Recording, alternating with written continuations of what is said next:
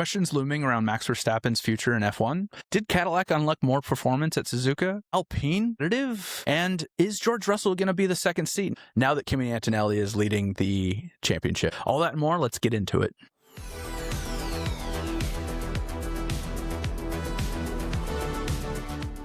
All right. Well, we reported on this a little bit earlier this week, but as we're in the break, rumors around Verstappen's exit seem to be starting to ramp up real quick. Love to get your thoughts on what do you think? Do you think Verstappen is going to stay in F1 through the rest of this year? Do we see an early exit? Or do we see him maybe jumping over to another team to try and find a better car? So I think it's a tricky one because he's made statements, right, of like, I'm not going to leave, like, at least figure out this year. I'll help Red Bull figure out whatever. But you have to think like he has nothing really to prove anymore. Like he's not racing for money. He's not racing. He has like 4 champions. Like he's achieved a lot in his career. So if he was to so he's doing it out of enjoyment right now, essentially. But if you're not enjoying it, like what keeps him around? Like if at the end of the race, he's like, I'm not having fun. Why would you stick around? He's not really motivated by the other stuff. I don't know. What do you think? Yeah, it would be weird. It would be weird for him to just leave F1 altogether without maybe going and trying another team. And I know that he is very content with the 4 championships that he's won. He said it in many interviews, and he's just happy. And he's truly one of those racers that is really looking for what I would say is I want to be the best at every single platform, to be that person to say that I am a truly amazing racer, which I don't disagree with that. I mean, there's not a lot of racers that can, jump from other cars to Formula One and make it all work without, a time constraint that could cause that. So it's interesting that the rumor is really he's leaving versus he's looking for other options. Because I would say that he might enjoy going to another team once. Yeah, I could see that. He's like, employee from season 1 now on season 8 with whole new character cast. So like I could see how it would be maybe more interesting for him to try another team. Possibly Mercedes. I mean, he's been doing good in their other car. I can't foresee him just walking away. I agree with that. Like just walking away entirely. That seems a little extreme, but going to another team is way more plausible. Yeah, that's definitely where I think it is. I will say, it's one of those things, he's obviously not happy with the new regulations and when it comes to like how the cars are driven.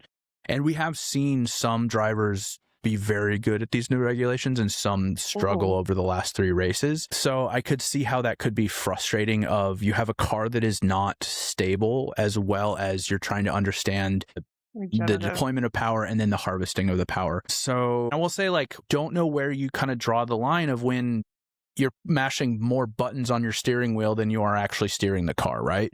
So I could understand the cars have gotten so technical that it's, almost like you're not driving it in a way. And that was really evident with the Franco Colapinto Bierman avoiding crash, because what was happening was the battery was doing something funky because it was just it auto kicked in. And all of a sudden you have this huge overspeed between 2 drivers going into a turn. Now that is a bigger concern and question that the FIA really needs to address while we have a little bit of time before the next race. But I could understand where Verstappen would not be happy with that. He wants to drive and he's very good at driving. That are him along the lines of Schumacher in just the absolute precision when it comes to driving. So yeah, it'll be interesting to see. I don't think he's leaving F1 as much as it's probably going to be a team shift. And that's not a bad thing. Mix it up a little bit. It would be, I think my only question is where do you go, right? Mercedes is kind of the main option. But I don't think, as long as Mercedes has a good car and both George Russell and Kimi Antonelli are doing okay in it, I don't think that Mercedes is going to really rock the boat with their lineup this year. Now, that doesn't mean that they won't change it next year. So we'll see. But where else do you go? I mean, Aston Martin's not competitive. And if you do, why not wait till next year if they can get the car figured out? I will say with Adrian Newey already at Aston, who's the team principal that just left? Wheatley. Him leaving and possibly going to Aston Martin as well to take over the team principal. it's kind of getting the gang back together at Aston Martin. Mm-hmm. But everybody else has 30 days to basically improve their performance as well. So, Yeah. it might just be not enough, a little too late. Yeah, I can see that. It'll definitely be interesting to watch, though. I mean, we've seen it before where people are like, "Oh, I'm not leaving a team," and then 2 weeks later, it's announced they signed a contract. So I'm not time will leaving. I'm not tell. leaving. Bye-bye. I'm not leaving yet. I mean, I heard Lance Stroll is getting, the popular one is getting over it and wants to leave. So maybe spot opening up. I'm not going to be rude here, but don't let the door hit your ass on the way out. I know, no one cares. I don't even think he cares. I don't think F1 cares. I mean, look, hey, hear me out. If our family had all that money, of course this is what I would do. If our parents owned an F1 team, of course I'd be racing and making them put me in that seat. Now, I can't guarantee I'd be good at it, but I get where I get where it's going, I think it's one of those things where eventually Aston Martin is going to have to stop and go, look, we need a driver that is actually decent in this second seat. Otherwise, it's just going to be Red Bull last year, right? Red Bull couldn't get that second car into points. So if you're scoring with one car but not the other, it's just, it's just as bad too. Alonso, I know. Oh no. But Alonso said that he wasn't going to retire on a bad note, which makes me happy because I would hate to see him go out like with a car like he's with the season he's got going on. Yeah. So I'm happy to know that I think he'll be sticking around. So that makes me happy. Maybe he'll bring back his magic tricks. Yeah, I didn't even realize that he did magic I came across at one a point. video and he was like doing like card magic, and I was like, "Get this! He's amazing!" Like I can't. Like, yeah, you got me. He's funny. Yeah, it'll that whole dynamic will be. I think Alonso will stay at Aston Martin as long as they'll let him. He's a good driver, and once given a good car, I think he'll be competitive again. It's a bummer to see them so far down the order. I will say, one team that did unlock a lot of performance at this last race is definitely Cadillac. They weren't in the points by any means, but it does seem like they are starting to figure out the odds and ends and how everything works and really starting to get into the groove.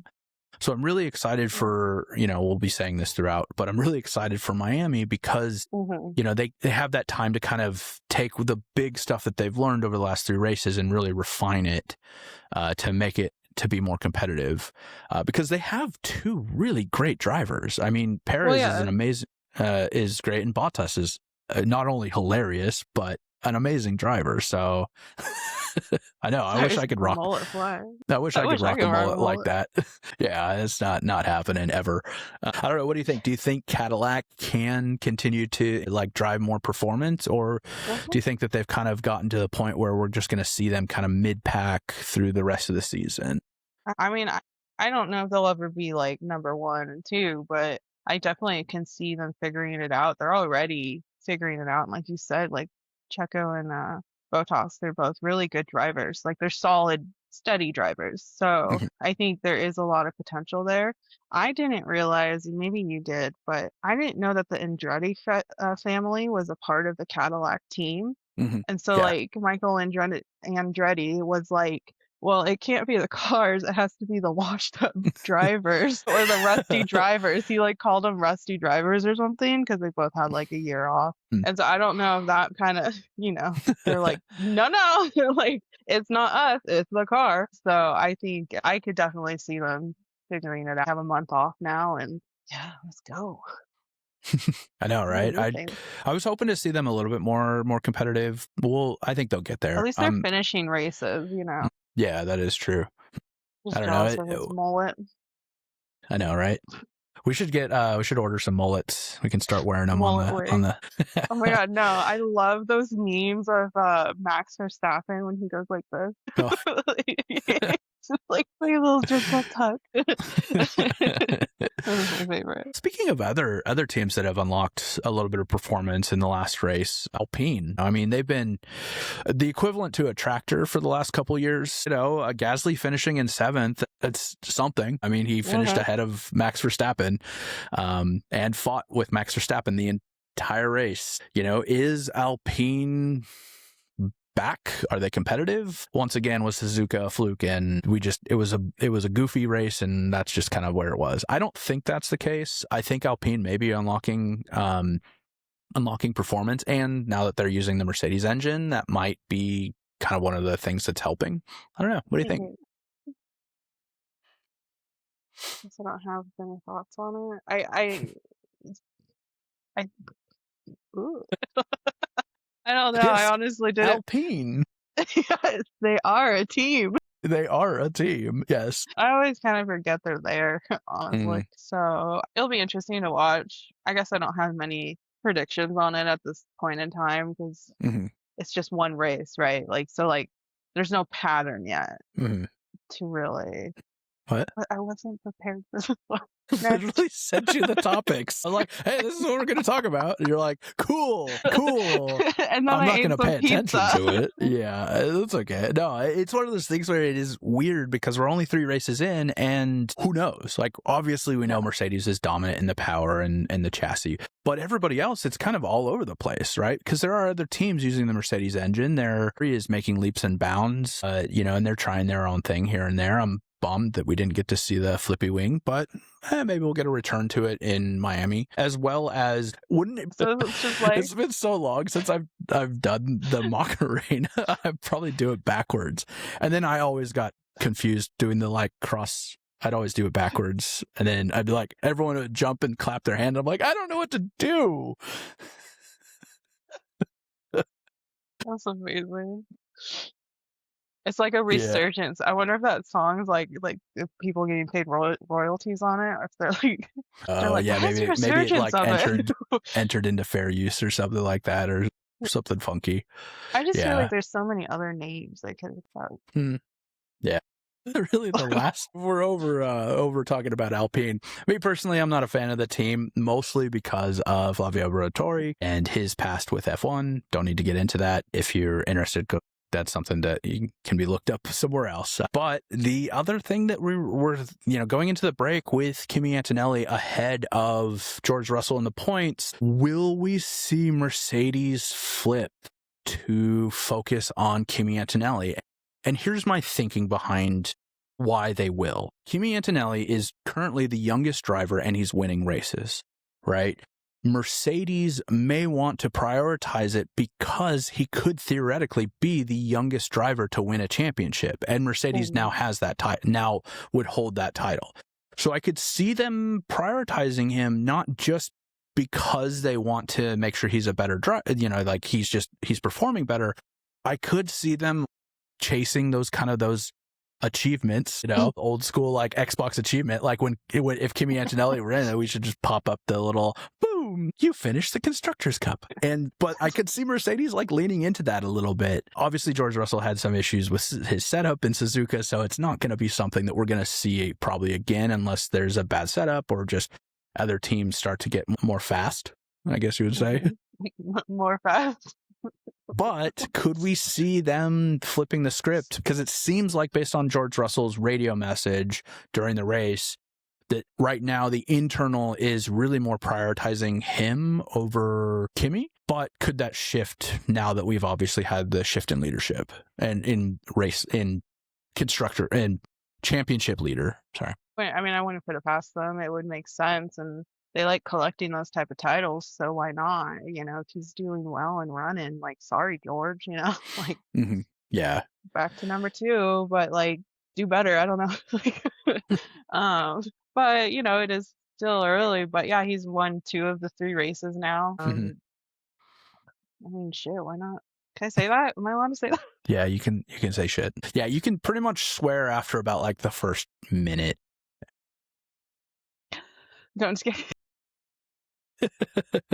Well, shit. I could have been swearing 19 minutes ago. I mean, it does suck because like George, I think this was kind of like his year, right? You Hmm. know, and now someone else is taking his boyfriend to the prom, so I don't Hmm. know. Yeah, I That's do agree probably with not a that. good analogy, but you know what I mean. Let me cut that out. It counts. No, I do agree. The idea of like with these new regs and Mercedes having a really good car based on the regulations is something where I feel like this should be his best opportunity to win a championship. I would be a little angry if he's giving the performance and they prioritize Kimi Antonelli because it's it's an additional title. George Russell has been a very solid team driver, Mhm. and I think that they should give him some opportunity to, go race and kind of like last year with papaya rules for McLaren. So hopefully it kind of gets settled out in the wash, and it'll be fun to see George Russell and Antonelli, if they are allowed to race each other for these, for the title. It'll be fun to see, because I think if we do continue to see Mercedes with this huge advantage, now at least we have two cars 20 seconds ahead fighting, and then we can see everybody else. Yeah, they have their own race, their own little sibling Oh, rivalry, and then the a rest of Mercedes us can passed. get. Yeah. And, Will Buxton's going to be like, oh, a Mercedes passed a Mercedes. And you're like, yeah, no kidding. Yeah, Yeah, that's going to happen. it's gonna happen. I don't know. I mean, it's hard because I think I want to see George kind of win. I think it's his time to shine, and Hmm. but gotta do what you gotta Yeah. do sometimes. So I guess Yeah. it depends on what the Grinch is feeling. The Grinch's feeling. Yeah, that's true. Is he gonna take Well, Christmas away or not? Internal meeting, internal meeting, subtitle head off. Christmas canceled, and everybody knows. Well, that's our episode. There's a lot of rumors flying around, and until they're really substantiated, they're just rumors and us speculating.